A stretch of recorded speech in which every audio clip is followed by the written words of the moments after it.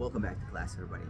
So today we're going to talk about one of the skills we have to learn in order to learn a language, which is reading. Reading is going to be the first one we generally deal with and start learning because most of us are reading things to learn the language, whether that's grammar or just to learn words. Right? When we're talking about reading, we have to deal with two aspects. We have to deal with like the length of the thing we're reading. We have to deal with the complexity, right?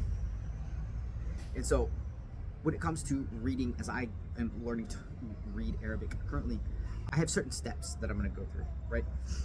The first two steps involve stories that are simple in structure, right? We're talking like kids' stories, right? For whether that's for kids at like nursery ages to like beginning elementary school, right?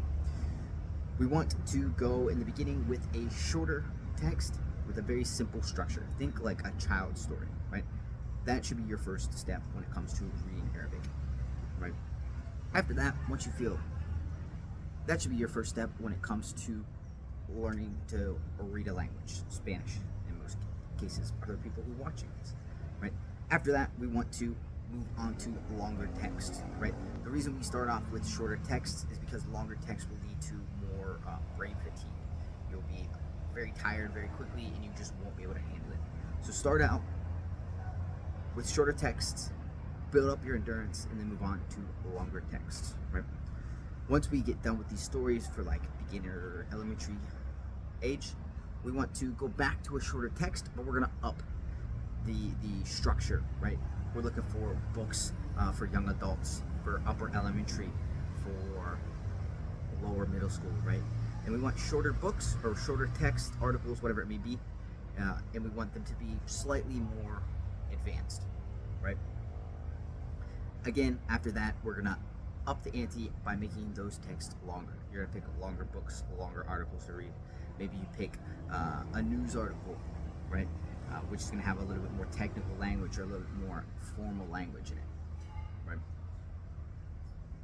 After this, after we get done with just these like short texts and articles, right, I like to move on to novels, which I'm familiar with. For me, that's the Harry Potter series. I like to go reread the Harry Potter series or like Percy Jackson, some like middle school level novel that I am familiar with. And the reason I like to go with books that I'm familiar with is because that means that I do not have to worry about understanding the story and what is going on. Instead, I can focus on the grammar and reading for comprehension within the language, right? Because if we pick just stories that we haven't read before and we have no familiarity with, we have to not only get our way through the grammar, we also have to try and understand what is going on, right? And we're going to be tempted to look up every single word that we don't know, right? Which is why I like to go with books I've already read to avoid that and just focus on reading and understanding the grammar and the structure of the language of what's going on, right? Once we can do this, once we can get through novels that we're familiar with, we're going to go back to shortening it up, but we're going to go with unfamiliar short stories, right? Short stories written completely in Spanish. And then afterwards, we will go with longer books and novels. And at this point, you should feel super comfortable reading in Spanish or whatever language you're studying, right? There's obviously going to be some words that you're not going to know.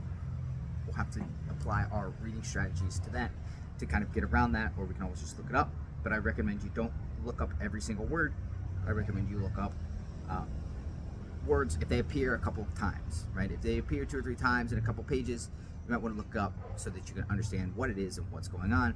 But if it's just one word, you're probably pretty safe to skip it as long as you don't think it's hindering your understanding of the text, right?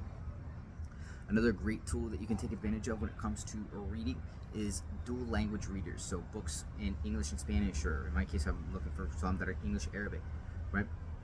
Those are really, really great because they let you to kind of instantly compare. No need to pull out a dictionary. You can double check real fast, make sure you understood and were right on what you thought it said, right? They're great tools. I highly suggest you get your hands on one. Right?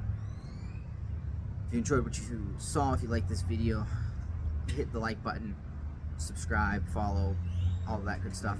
And if you have any questions or any ideas for future videos, please leave down in the comments below. I look forward to hearing from you guys. Muchas gracias por venir a mi clase emergente. Espero que les haya gustado y espero vernos pronto en una clase.